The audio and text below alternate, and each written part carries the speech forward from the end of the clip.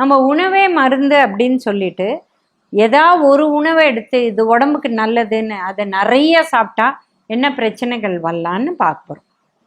இப்போ நம்ம எல்லார் வீட்லேயுமே தமிழ்நாட்டில் பார்த்தீங்கன்னா வெளியில் முருங்கை இலை இருக்கும், முருங்கை கீரை இருக்கும். நம்ம இதை இவ்வளோ வருஷமாக அதுக்கு மரியாதை அந்த அளவும் கொடுத்ததில்ல. இப்போ உலகம் பூரா போய் அதை சூப்பர் ஃபுட் அப்படின்னு சொல்லிட்டாங்க. இந்த சூட்டினத்தினால டெய்லி நாங்கள் சாப்பிட்றோம், ஒரு கைப்பிடி நிறையா நாங்கள் முருங்கை இலை சாப்பிட்றோம் அப்படின்னு நிறைய பேர் சொல்கிறாங்க. இப்போ பெரியவங்க பாரம்பரியமாக பார்த்தா வாரத்தில் 2 தடவை கொடுப்பாங்க. ஒரு நாள் பொரியலாக செய்வாங்க, ஒரு நாள் அடையில் போடுவாங்க, அந்த மாதிரி கொடுப்பாங்க. பொரியலாக செஞ்சால் அது டைஜஷன் வேறு மாதிரி, அடையில் போட்டால் வேறு மாதிரி, 2 தடவை தான் கொடுப்பாங்க. இது டெய்லி சாப்பிட்டா என்ன ஆகும்? இப்போ முருங்கை இலையில் என்ன இருக்குதுன்னு பார்த்தீங்கன்னா ஃபைபர் இருக்குது, அயர்ன் இருக்குது, கால்சியம் இருக்குது, பி சத்து இருக்குது, விட்டமின் பி சத்து எல்லாமே இருக்குது. இதை நம்ம டெய்லி சாப்பிட்டோம்னா நம்ம உடம்புல ஏற்கனவே நார்மல் அயர்ன் இருக்குது, இது எக்கச்சக்கமாக ஆயிடுச்சுன்னா அது உடம்புலேருந்து வெளியில் போகக்கூடிய வாய்ப்பு இல்லை. அதனால் எந்த உணவுமே நம்ம எந்த அளவு சாப்பிடணுமோ அந்த அளவு தான் சாப்பிடணும், எத்தனை தடவை வாரத்தில் சாப்பிடணுமோ அந்த அளவு தான் சாப்பிடணும். அடுத்தது பார்த்திங்கன்னா பெரிய நெல்லிக்காய். இப்போ நிறைய இடத்துல நாங்கள் சொல்கிறோம் and apple a day keeps the doctor away, இந்த ப்ராவர்பை நம்ம மாற்றணும். And amla a day keeps the doctor away அப்படின்னா ஒரு பெரிய நெல்லிக்காய் சாப்பிட்டா டாக்டர்கிட்ட போக வேண்டிய அவசியமே இல்லை அப்படின்னு சொல்கிறோம்.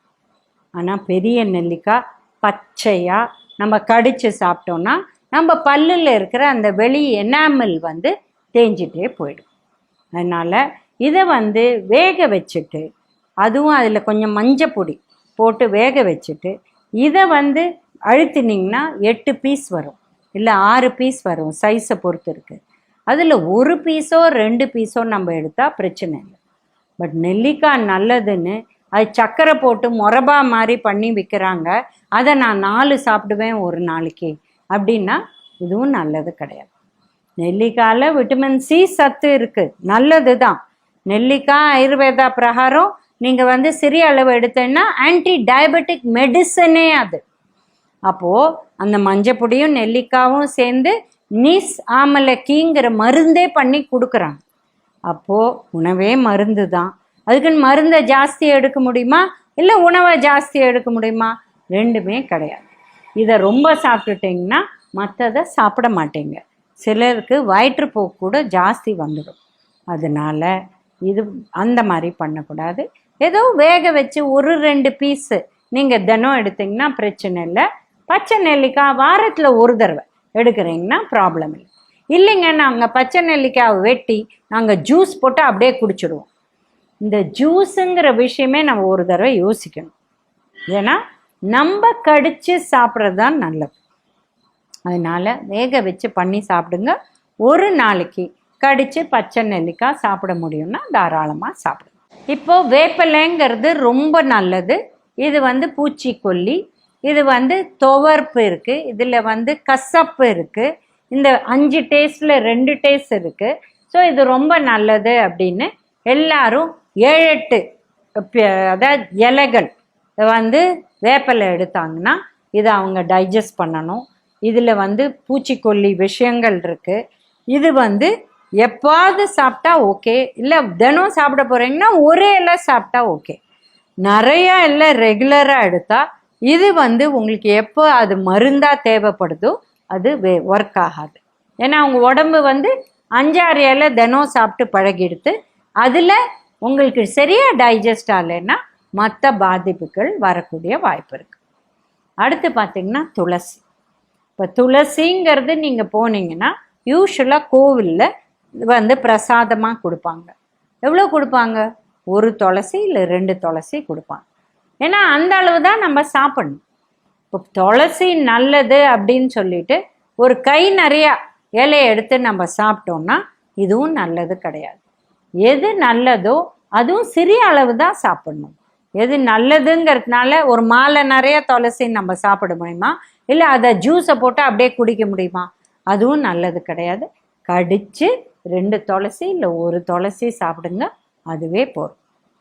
அடுத்து பார்த்திங்கன்னா வீட்டில் ஒரு வாழை மரம் வச்சிங்கன்னா 4 மாதத்துக்குள்ள வாழை அடி வாழையாக அதில் 10 வாழை மரம் வந்துடும். ஒரு வாழையும் வாழைப்பூவும் கிடைக்கும், வாழைப்பழமும் கிடைக்கும். அதனால எங்கள் வீட்டில் எப்பவுமே வாழைப்பழம் இருக்கும். நாங்கள் வேலைக்கு ஒரு பழம் சாப்பிடுவோம், இல்லை 2 பழம் கூட சாப்பிடுவோம். அப்படின்னா 4லேருந்து 8 வாழைப்பழம் ஒரு நாளைக்கு. எவ்வளவோ சின்னதாக இருந்தால் கூட அது ரொம்ப கேலரி சத்துங்க. அண்ட் இதனால இப்போ வாழைப்பழத்தில் ஒரு பியூட்டிஃபுல் விஷயம் இருக்குது. இப்போ பார்த்தீங்கன்னா யாருக்கா ரொம்ப வயிற்றுப்போக்கு போகுதுன்னா அங்கே சொல்லுவோம், நல்ல பழுத்த வாழைப்பழம் சின்னதாக இல்லை அரை வாழைப்பழம் கொடுங்க, அந்த வயிற்றுப்போக்கு நின்றுடும்னு சொல்லுவோம். இப்போ யாருக்கா மலச்சிக்கல் இருக்குது, அவங்களுக்கு பாத்ரூமே போகல அப்படின்னா ஒரே ஒரு வாழைப்பழம் கொடுங்க, நல்ல பழுத்த வாழைப்பழம், அவங்களுக்கு பாத்ரூம் போயிடும். இந்த 7-8 வாழைப்பழம்னா மலச்சிக்கல் தான் வரும். அது இல்லை வயிற்றுப்போக்கு வரும், ஏதாவது ஒரு பிரச்சனை உங்கள் டைஜஷன் பிரகாரம். அதனால அளவுக்கு மீறி அமிர்தமும் விஷம்தாங்க. எதையும் நம்ம மிதமாக தான் சாப்பிடணும், நிறையா சாப்பிடவே கூடாது. எந்த அளவு தேவையோ. இதனால தான் அந்த காலத்தில் ஒரு வீட்டில் வாழையாக இருக்கும், ஒரு வீட்டில் சப்போட்டாவாக இருக்கும், இன்னொரு வீட்டில் பப்பாயாவாக இருக்கும், இன்னொரு இடத்துல சீத்தாப்பழமாக இருக்கும். இவங்க ஒரு கூடை அவங்களுக்கு போய் கொடுப்பாங்க, அவங்க ஒரு கூடை கொண்டு கொடுப்பாங்க. ஏன்னா 30-35 பேர் இருப்பாங்க. அப்போ அது சரியாக போயிடும்.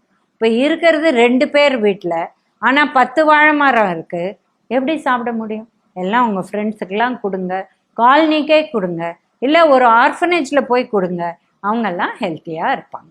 இப்போ நம்ம பேசின விஷயங்களுக்கு மாத்திரம் இல்லை, இது எல்லாத்துக்குமே இதே தான். தயிரோ பாலோ இளநீரோ எல்லா உணவும் நம்ம எந்த அளவு சாப்பிடணுமோ அந்த அளவு தான் சாப்பிட்டு நீங்கள் ஹெல்த்தியாக இருங்க. நலம் வாழ என்னாலும் என் வாழ்த்துக்கள்.